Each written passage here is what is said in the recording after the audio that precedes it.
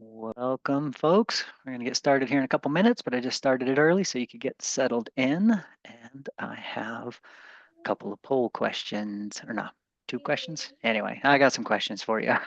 Um, as you're getting settled in, we run these webinars for both people who are using Harmonize and people who are not. To that end, I want to know who is using Harmonize and who is not. I have a little poll going for that so I know how much time to spend in each area. And David, it sounds like maybe your daughter is in the background and you going on mute. There we go. I'm like either that or I'm starting to hear small children's voices in my head. Um, all right, looks like we have a good mix coming in, so that's good. This will pop in as people settle in. You don't have to have Harmonize to benefit from this session. This is more about the pedagogy, more about the ideas.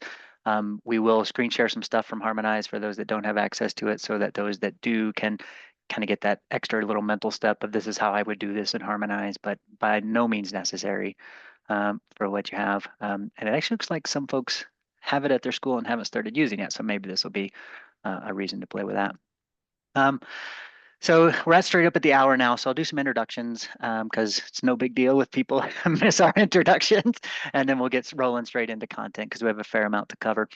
My name is Marcus. I'm one of the owners of Harmonize. I spend a lot of my time out in the field talking to instructional designers, instructors about pedagogy ideas, how to do different things, and especially in this AI world. I have with me Alex, who is an instructional designer and a former teacher as well. So she brings more of the I've been in the trenches legit experience to things, whereas I tried to become a teacher and it was way too hard. So I never went into the trenches.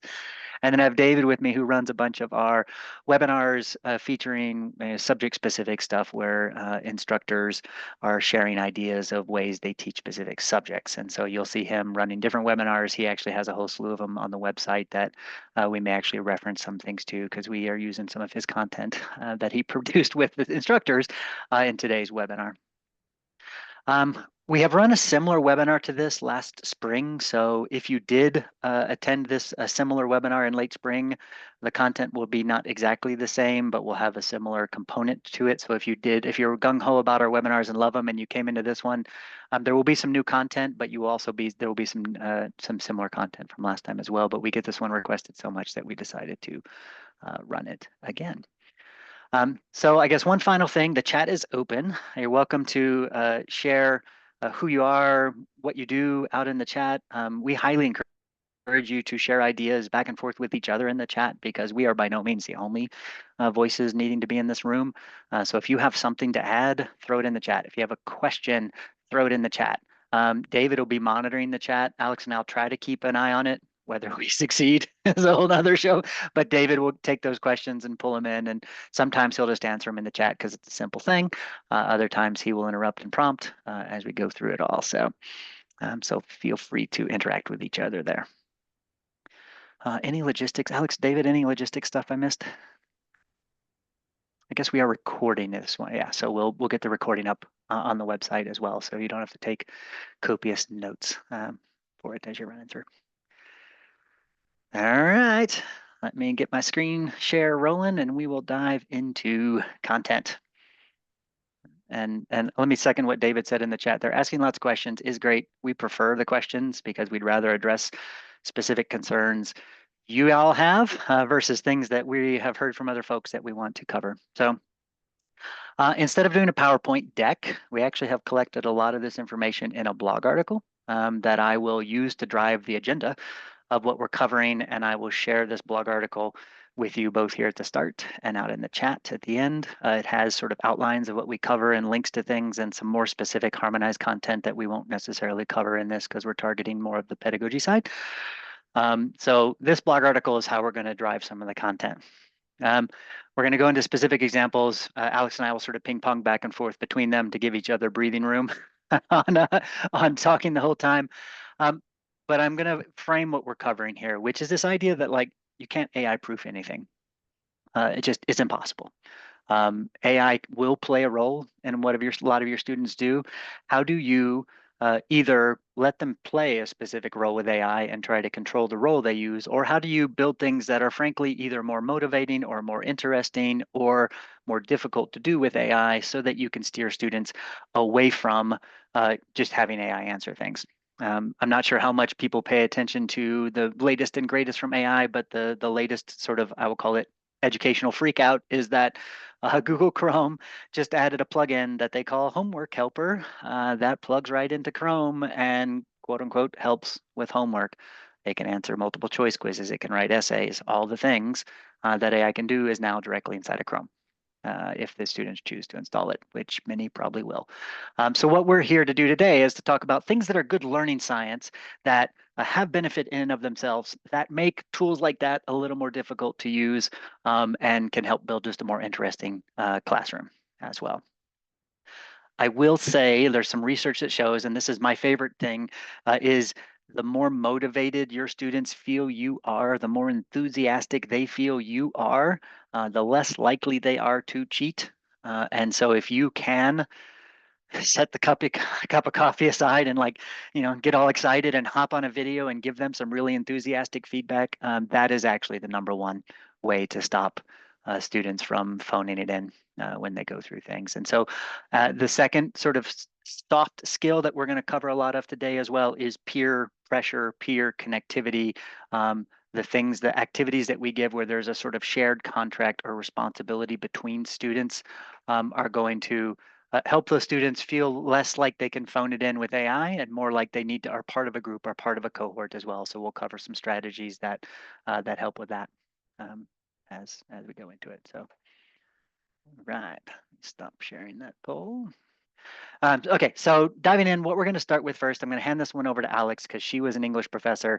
She's going to be way better at covering this one. But when I'm doing the screen share, I'm going to screen share things in Harmonize. If you're not a Harmonize user, you can put your blinders on and just not pay attention to the screen share. But I do want to highlight for those, about half or 3/4 of the group in here have access to Harmonize. So you'll see what it looks like inside of Harmonize to be able to do these things. But the first one, Alex, I'll turn over to you, is documentation of the process. Yeah. So one of the things we really encourage folks to do, and it might actually be the assessment before this, maybe not. Oh, did I Is it did I this? open the wrong one? I don't know. Maybe it's this. We're talking about the importance of having students really document the full writing process. No, it was this one. So what Marcus is showing right now is an example of having students do like mind mapping, for example. And that's really cool because it's something visual, and visual things can be a little bit harder to do with AI. But in general, the idea here is that if you take a big project that would otherwise be really overwhelming for students, like a essay, you break it down into little components, it's less daunting. And they're less likely to get all the way to the final stage of the assignment and realize like they haven't done anything yet. And at that point, it's just easier to go to Chat GPT. The other thing is, with every stage of the process documented like this, if you do start to like wonder about whether or not a student did their own work, you at least have a lot of documentation that you can look into and use as a conversation starter. Um, a lot of these document the process things, like, it can begin with brainstorming. You can have them do rubrics, you can have them draft, you can have them do peer review. Peer review is great too because it requires them, like Marcus said, to actually interact with each other. And therefore, they feel that maybe social pressure to actually do the work themselves and to actually give each other real feedback. And then, like any stage of this process, you can really take up to the next level by having it be multimodal. So here's an example of a student doing a screen recording of their essay. You can ask them not just to submit an essay, but to submit a video reflection where they talk through their writing process and talk about what their favorite parts of their essay were or what questions they still have. Things like that are really hard for AI to fake. And we know too that they're really good for student learning. That's another thing I really like to emphasize in this webinar. Like, we don't want you to do a bunch of stuff that like makes the student experience worse just to prevent them from using AI. All of these things are things that make the student learning experience better, in addition to making things AI resilient. So like having students learn a writing process, having them do these visual reflections, having them like draw out a mind map. These are all things that are just good for their learning too. And what Marcus is showing now is actually like time-stamped feedback, where you could ask them to give each other, like to make notes on their own papers or on each other's papers, which can be really Yeah. helpful. Yeah, Alex touched a little bit on the keeping the process simple. I'm going to drop this article out. This is actually a psychological theory that applies to whether students are going to complete a task or not. It's this idea that you're breaking this, where am I at here? I'm breaking this up into process steps, right? Like first I had to draw a picture of a mind map. I know I can succeed at that, or at least I expect I can succeed at that. So I'm more likely to finish it because I know I can succeed versus also I'm writing an essay. I'm pretty sure I can succeed at that. I am required to just talk about my writing. I'm pretty sure I can succeed at that. So when you're breaking this up in a process, think about that as well. Students are more likely to complete work that they are motivated to do because they understand why it applies to their learning, and that they think they can succeed at. So keep the bites smaller as well so that they're more likely to do the documentation along the way as well. So I dropped that theory in for you to take a look at. I thought it was an interesting way to frame why you break these things into smaller bites. I love that idea that they need to feel like they could be successful. I think that's so right. Like no one wants to do something that they think they're going to fail at, and that's a reason why we turn to ChatGPT maybe sometimes. So keeping it small. And then I think we also have some ideas. Yeah, this is what I was about. You're so good, Marcus. This is exactly what I was going to say. Um, this is something too that works for STEM faculty. I feel like a lot of the conversation around making things AI resilient is often really focused on writing faculty with good reason, right? Like it writes, but we know it's also getting increasingly good at like solving math problems, and that students are really good about just finding easy solutions to math problems. So this is something David built with an instructor, a math instructor, where students they're not just posting answers. Instead, in the discussion, they're like uploading pictures of their work, and then like they can mark on each other's work. Or, even the instructor could upload a piece of work and ask students to like comment on it and do error analysis.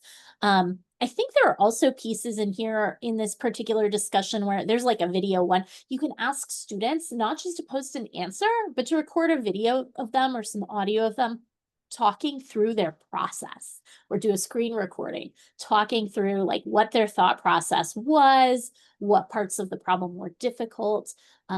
I think one of the instructors in this webinar that David did on math actually called it like an oral quiz, almost asking them to like do the work out loud.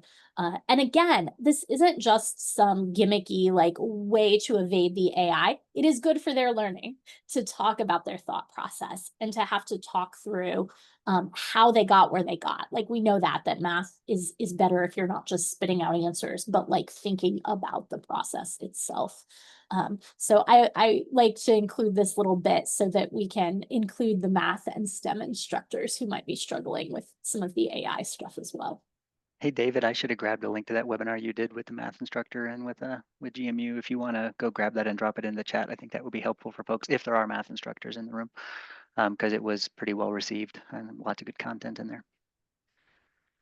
All right, so back to my blog to drive us in the direction here. Documenting the process is a key part of it. And she touched on this some, but touching on this idea that it's not just written content. So if I am actually doing some of this content, and this, let's just use this math assignment again as an example. I didn't ask students to simply paste in some text of a problem. I asked them to actually take a picture of their work. This right here is much harder for AI to do than it is to ask AI to write a formula and paste it in. AI can actually solve all the steps of an equation for you and paste them in. So shifting more into this multimodal world is just something that's harder for AI to do. So when you are supporting your processes or you're documenting the processes or whatever you're doing, if you can think about how to not do that in text, do it with the video reflection versus a written reflection. So here is it's ideally Laverne, but is actually Alex reflecting on this particular math problem and the strategy? That's really hard for AI to do. I can see Alex. It's recorded inside of whatever tool you're using, be it Canvas or LMS or Harmonize, et cetera. And it's just much more difficult to replicate as you're going as well. Kate asked a great question, and this touches on accessibility a little bit. So we auto caption all the videos, and the question is, with a focus on doing the work out loud, how accurate are the auto captions on Harmonized videos?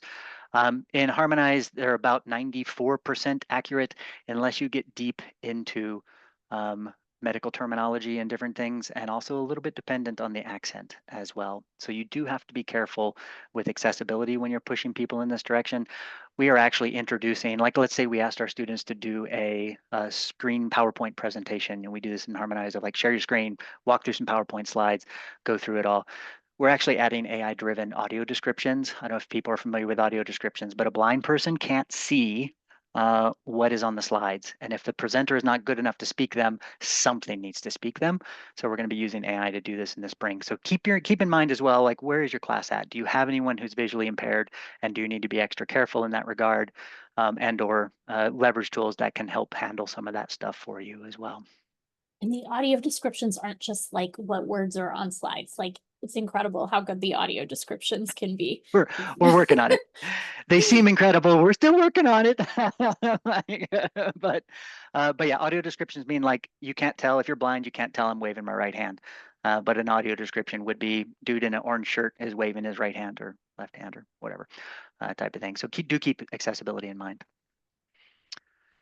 All right, back to my blog post here for different ideas. Next one is discussion within documents, and this one is actually an Alex thing because it is actually her assignment I think she used from back in English class. So Oh, Alex, not exactly, but not close. exactly. Okay. I get excited. I always, whenever I have a chance to talk about social annotation, I'm like, I get to be the one who does that because I get so excited about it. So this is something you can do. This is showing it in Harmonize, but you can do it with other tools as well. Where basically instead of asking students to like have a discussion, like a text-based discussion after a reading, instead have them annotate the reading and make notes while they're reading. And ideally, if you have a tool that supports it, reply to each other's notes while they're reading. So you can do this in something like Google Docs. But the advantage to doing it in something like that's built into your LMS is that you get a better grade pass back. But it's really great to just ask students to put notes on something as they're reading it, reply to each other. You get so many things. You marry the discussion component with the reading, and you get something that is much more, I'm not going to say AI proof, because like Marcus said, nothing is, but it's very AI resilient. Like we mock up a lot of content here to show people, and like sometimes we'll use AI to try to help us do that. I know from firsthand experience, it can be really hard to mock up this kind of content using AI, because even if you like feed in the document, then it's like giving you notes and you have to find where to put them. At a certain point, it just becomes easier to do the work yourself. So assigning this kind of thing is really productive. I should have explained more. Tara said, is this a PDF annotation assignment? Yes. So in this case, the assignment is for the students to annotate the PDF and reply to each other. Tara said, can it be assigned in groups? Do you mean like to the class or in small groups? Small groups, yes. Small groups. Um, So if you're using Harmonize, you can currently do this if you're Canvas or Blackboard, but soon, and I'll let Marcus give the date, you will be able to do it in small groups regardless of your LMS. So I don't know the exact date, but sometime coming soon this fall. sometimes, If you okay. don't have Harmonize, Perusal does this. They have a tool that does this for free, although be careful when you set it up because I think the default free mode is charge students, which we don't want to encourage, but you can set it up to be fully free. Hypothesis does this if your school has a license to Hypothesis, and Google Docs does this for free if people have a Google account, and or you can set it to be share public with everyone, and then they don't have to have a Google account. So even if you don't have Harmonize, you can still accomplish this. Some research behind this, just back on the good learning side, there's a framework out of Arizona State, ASU, that is the ICAP framework, which basically posits and discusses and studies the idea that if you can make a reading interactive, you are actually upping the comprehension by upwards of 10%. In terms of what they're doing. So instead of passively reading and maybe comprehending, they are having to read, analyze, discuss, respond to their peers. The outcomes are higher when you're doing this. So you're doing a bunch of things. You're assigning a due date to the reading. In Harmonize, we're going to be auto-grading these come this fall as well. So you could set up a participation grade so they assign a grade to it. So now they're doing it because it has a due date. They're doing it because it has a reading. They're interacting with each other.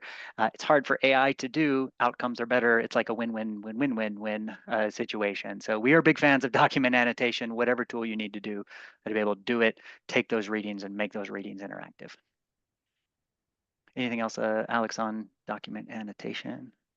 Just that, like, you should absolutely try it. I used not Harmonize, but a different social annotation tool when I was teaching, and it helped so much with getting students to do the reading and understand the reading.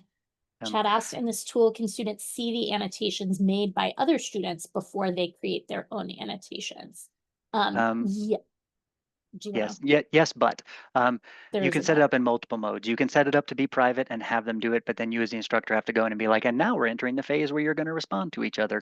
So you can set it up private, you can set it up small groups. I don't know if the other tools, if Perusal and Hypothesis, and I don't think Google Docs does, but I don't know if they have that functionality or not. I'm not expert on those tools as well to be able to do that. Yeah, I don't know. But yeah, with ours, you can set there are settings and you can make it visible like private. You could have it be private the whole time if you wanted students just to do their own annotations. But you could also have it be private while they made their first comments and then open it up so they could reply to each other. Gotcha. All right. Let's shift into the next one. So we've talked about doing reflections on learning, like as part of the assignment. Like let's say you're using Harmonize, you set up multiple due dates of by Wednesday, turn in your first draft, by Thursday, turn in your actual essay, by Friday, turn in your reflection on the learning all in one assignment. Some people prefer to do reflections on the learning that happen sort of side by side with the actual assignment. So it's like running throughout the entire semester. They set up a reflection journal. You can do that as a private, as an individual assignment and Harmonize and set up those dates using this idea of like, I'm going to post and then I'm going to post and reflect on last week and I'm going to post and reflect on last week. So you're causing this constant reflection back to what they learned so that there's a little bit of a time gap between what they're doing as well. So they're having to do retrieval practice, which is great in terms of pulling that information back into their brains.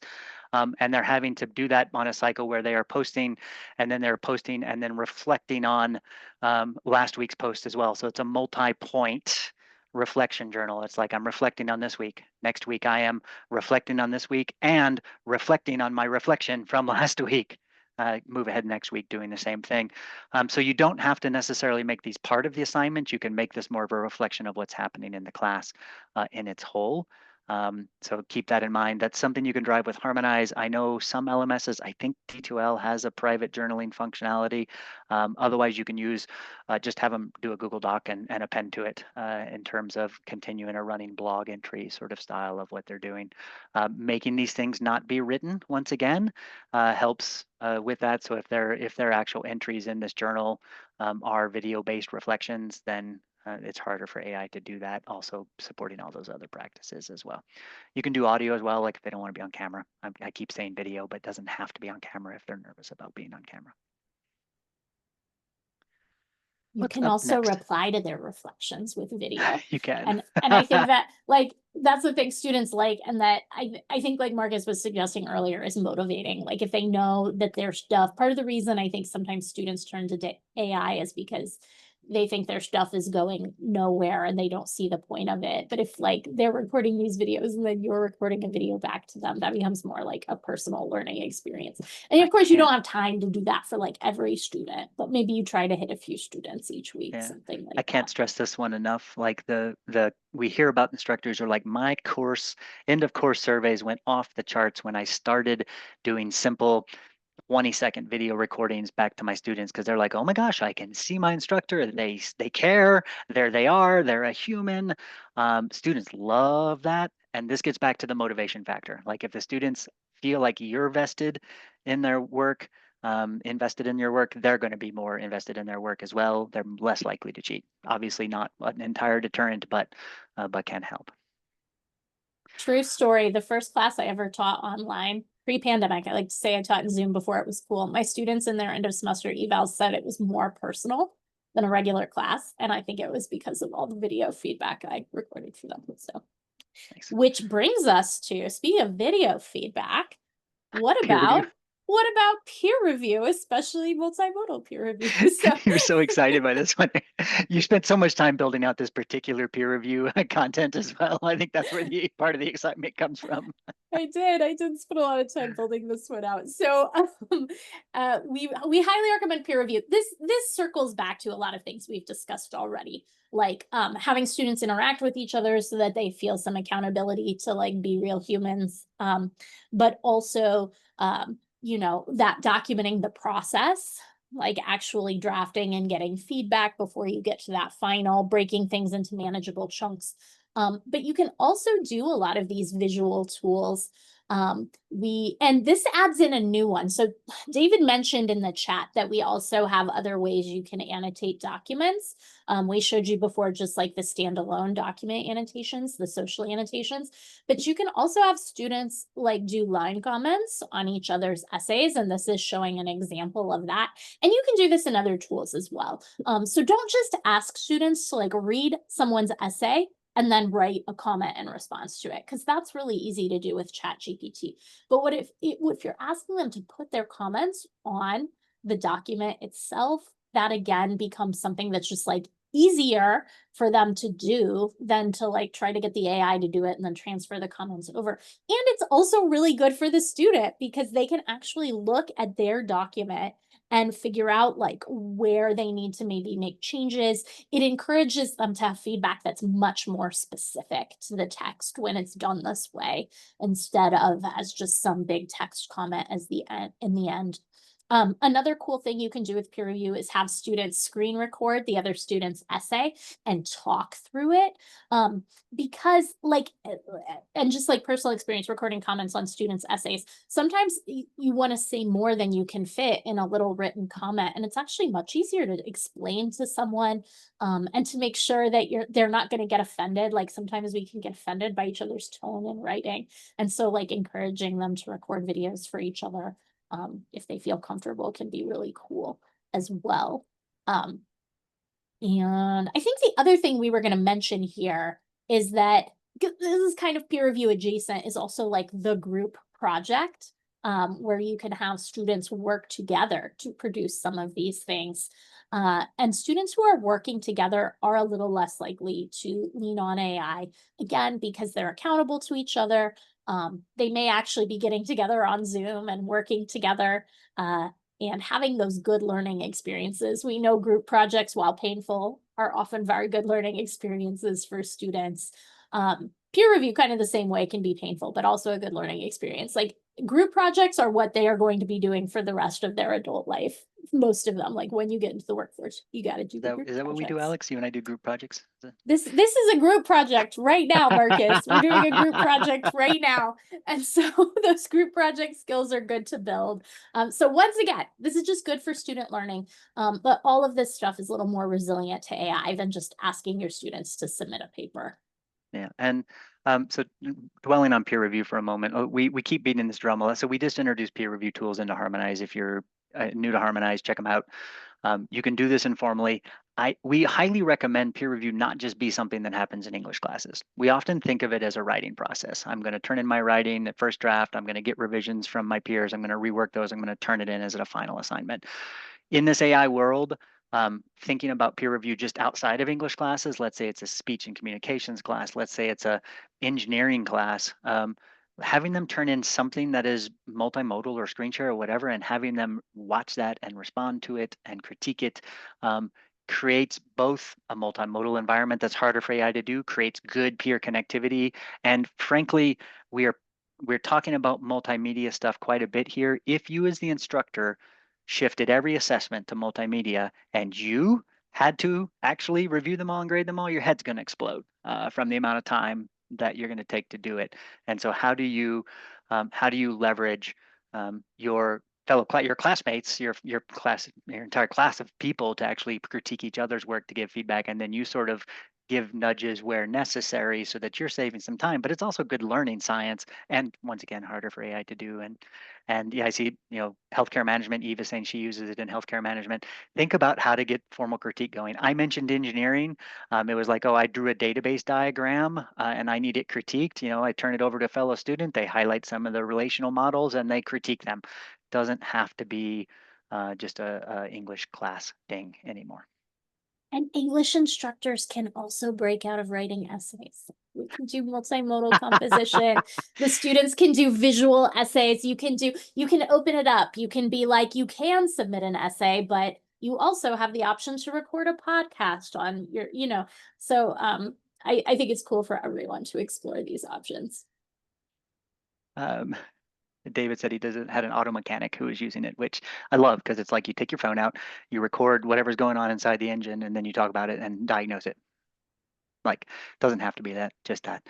Um, so we come in stepping back out of peer review. I think the final thing we probably should lean into is actually embracing AI, because this is really the safest bet, right? Like if you have an assessment that actually leverages AI and documents it along the way, um, then you've kind of beat AI, right? Because you've incorporated it as a critical thinking partner. This gets back to the motivation for why do students do a thing? Why are they doing an assignment? And why do they care? And can we actually explain to them why they care? So here's where Alex and I are going to share a bunch of ideas that we've heard that people can use, that you can think about in terms of embracing AI, how to leverage some technology to do that. Um, the first one that I think is super interesting, I haven't heard widespread use of yet. It's more of in brainstorming ideas. Like start off your class having your students actually look at your syllabus, look at all the assignments in there, and pick one and talk about how they could ethically use AI and how they could use AI in an unethical way, and why are they actually wanting to do that assignment. And so I'm working on some panels of like student-led AI literacy because the students, frankly, are way ahead of most instructors in terms of what AI can and can't do.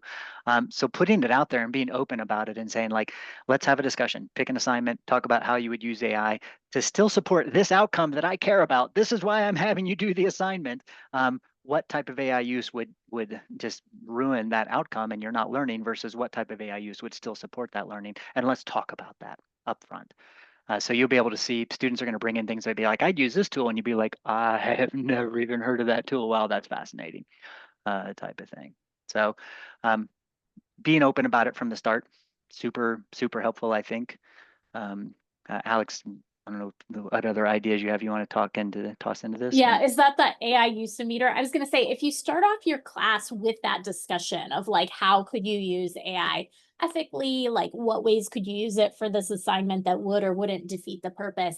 Then, like, out of that discussion, you can kind of come up with a set of guidelines for AI use on each assignment and make those really clear to students. And I think we got this idea from someone in our last webinar. So this is an example of an AI use meter.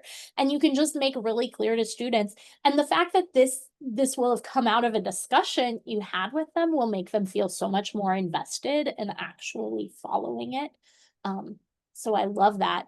And then the other idea I heard recently, actually from a former colleague at IU, was this cool idea of having students sort of train their own AI assistant. This is really only going to be for instructors, probably who are more comfortable with the AI. But based on the guidelines you could come up with, you could have your students sort of prompt the AI and sort of write sort of a prompt that they were going to use that was going to keep it from doing things it didn't want it to do, but also like explain to it the ways it could be helpful. And then what Marcus is showing now, if you have your students, like if there's some sanctioned AI use, you can have your students actually like screen record their AI sessions and talk through what they're doing with the AI. So that like the work they've done with the AI is recorded, they can reflect on it. If you're concerned that someone is using the AI too much, you could go in and be like, okay, here were the parts of this that were okay, and here were the parts that were maybe not so okay. And then this is a great way to build like AI literacy for the students too, because there are circumstances where you need it. We use it in our jobs. quite a bit actually, and increasingly that'll be true for a lot of fields. So much like the important skill of teaching students to work in groups, it's not a bad idea to teach students to use AI as long as they're using it in that responsible way. And if you don't have an easy way to do screen share, most of the AI engines like ChatGPT, for example, has a way to share a transcript of a session. And so you can just have them paste that in. You click on it, you can go see what the conversation looked like. You obviously don't look at all of them because who has time for that? But if there's a student that is doing something that you think is interesting or you think is perhaps they didn't delve deep enough or something, you can go look at what they did. You can have a conversation with them and talk with them about it. So it's a great learning point to be like, I think you really leaned a little too heavily on AI. Your chat session is two lines long. The first one was, please write the entire essay for me. And then the essay was spit out. And you'd be like, okay, that's not exactly what we were after here. Likelihood, of course, that they share that is low. But if they're, if it's open and they're documenting the process, they can go in and dive in and still achieve your learning outcome as well.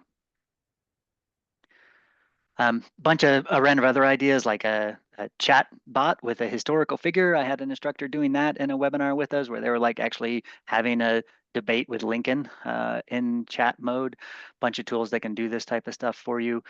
I've had people create AI avatars to do the introduction. So they're using AI image generation to create an avatar of themselves melded with the class. Like I'm taking a chemistry class and I love these loves or a physics class. Why? How does that tie into my life?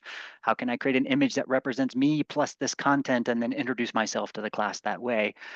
So it's like whatever type of thing you want to go play with and think about can help your students sort of recognize the value of something as long as you're supporting these paradigms of like it's really healthy for students to try to think authentically about how this subject ties to their self and their life. And therefore, they're going to find more meaning and motivation in the class if they've taken that step. And you can support that through a simple AI image generation, then great, and do so.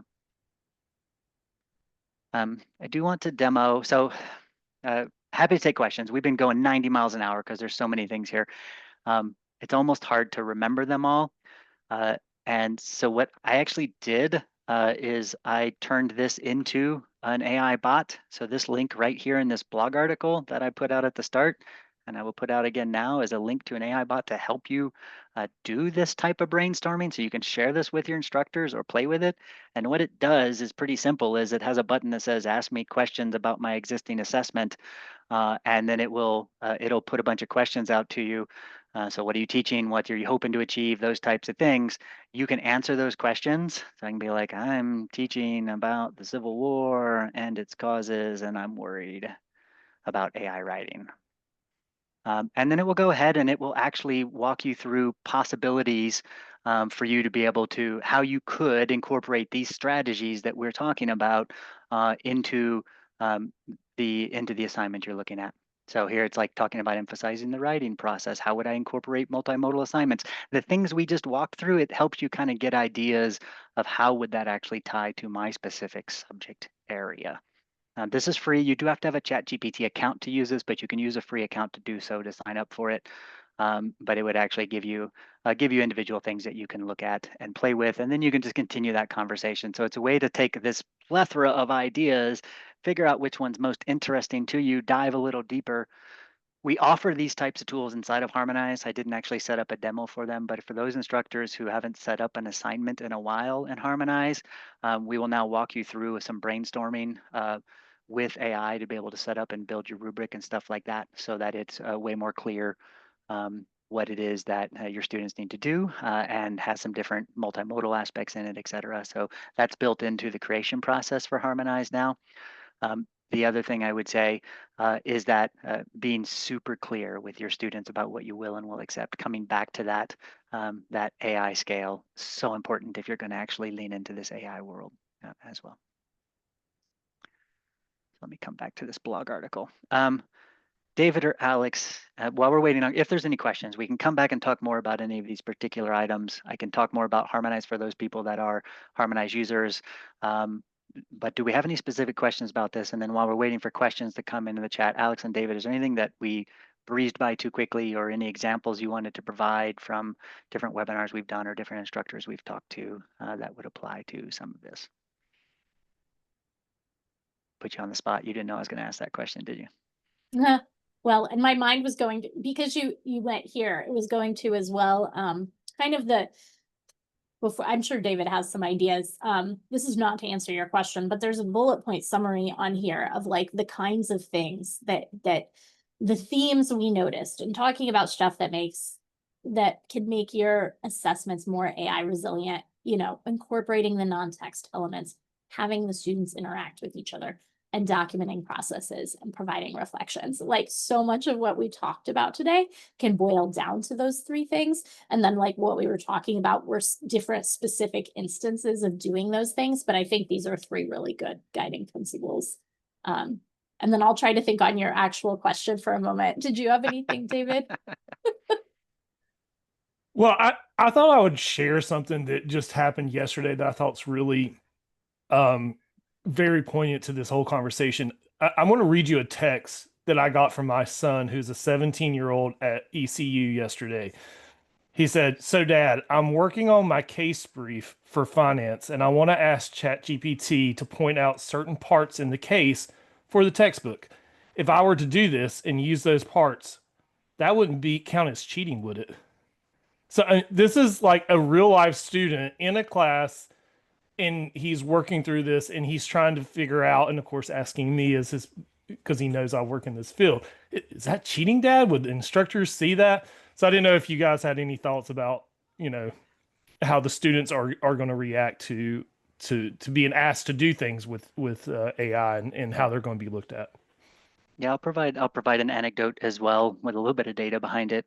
So we have this tool inside of Harmonize that allows you to actually offer AI coaching. Um, it basically uses the instructor's rubric, and then it gives students feedback on how they're doing on that rubric. So I'm about to turn in my work. I click the button. It points me at rubric criteria 1 and says, try harder on rubric criteria 1. Um, Students are hesitant to use that until the instructor says, please use this, or it's okay to use this, or whatever. So tacit instructor permission is so key to reducing anxiety. Like, we see use of that particular tool skyrocket as soon as the instructor says, it's okay. Like, you can click the AI button. I'm okay with that. It's got some guardrails on it. Here's what it'll help you do, whatever. So we see that, rise in use. Do we see that rise in use because it really lowered the anxiety, or do we see it rise in use because instructors are performing for or students are performing for the instructor? I don't have firm data on that. That's why I say anecdote versus that or not. But we see it jump from like 10, 15% up to like 70% use when the instructor calls it out. So I think there's a lot of this bubbling anxiety of like, they're afraid, just like you're afraid they're cheating, they're afraid they might be caught cheating, or they may be cheating in ways they're not sure on. So that clarity that Alex was talking about, super useful. There is, I'll go find it here in a second as well. There's another rubric for AI assessment that I've used called the AI assessment scale. That is another good example of how to be clear um, with your students on what you're doing.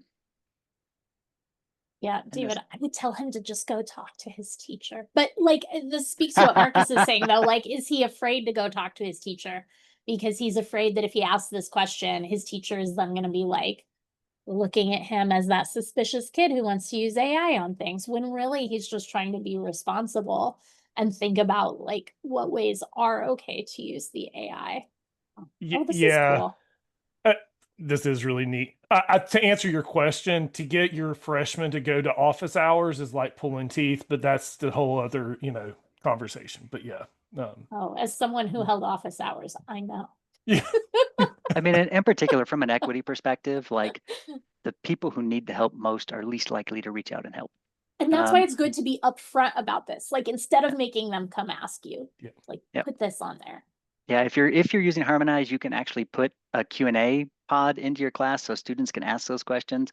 Everything you can do to allow them to quickly get an answer from someone who's not an authority figure, be that AI or be it their classmates or whatever, especially first generation college students, the research shows they are extremely hesitant to reach out to the instructor, to the writing center, et cetera.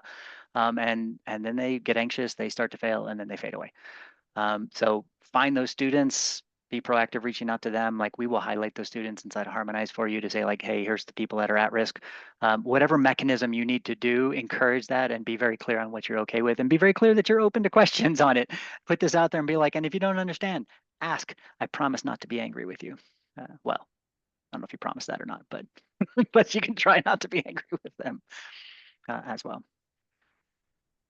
All right, any questions for us? We have about 15 minutes left. But any questions that you want us to come back and revisit? Also, if at this point, like we can dive heavier into Harmonize, if there are people out there who watched all of this and are like, wait, I do use Harmonize, we can come back and do that. And I think Chad found a broken link in our blog post Yeah, already. because that all used to be part of one article and is now multiple articles. Let me drop you the link, Chad, and then we'll update that. You want to know about the video annotations? I'll grab it for you. We'll update that link. Thank you. So if people do have more specific Harmonize questions, then the people who don't care about Harmonize or can leave and not pay attention at that point, we can also address those. Otherwise, we'll give you 15 minutes of your day back. We'll send along, David will send along the recording when it's done processing, and the links we shared in the blog, in the chat with all the blog articles and such. And then and on that blog article, once again, is this link to the AI bot that will actually let you have this conversation with AI about some of these different strategies. And it doesn't go terribly deep. Like if you are super into pedagogy and such, this one is more targeting the instructor who is like, okay, you told me all of these things, but what? This is more at that level of use, trying to target the folks who really need that helping hand of, okay, I've looked at it all, great, give me, and then you just say simple things like, give me more ideas on number 5. And the instructors, if they're not familiar with AI, they may not know how to do this. They may not know how to do this type of thing. And so it can lay out for them different ideas for what they're able to do as well. This is so cool. It's spitting out such cool stuff. See, AI can be helpful. Hey, Marcus, for those that don't have access to Harmonize, is there any way that they could possibly get easy access to Harmonize? Like through maybe a pilot program or anything? So David's other hat is he's actually one of he works in our sales department as well. And he always brings me back around to the fact that we probably should be offering to sell Harmonize to people who don't have it. But I always get in the education mode and forget. We do offer free, I was staring at you like, what is he talking about? We do offer free unlimited semester pilots. So if you do want to try it out with your staff, you can jump in and try it. David, you want to throw the link to that out in the chat, you can. And thank you for reminding me that we are a company that does occasionally try to sell software. But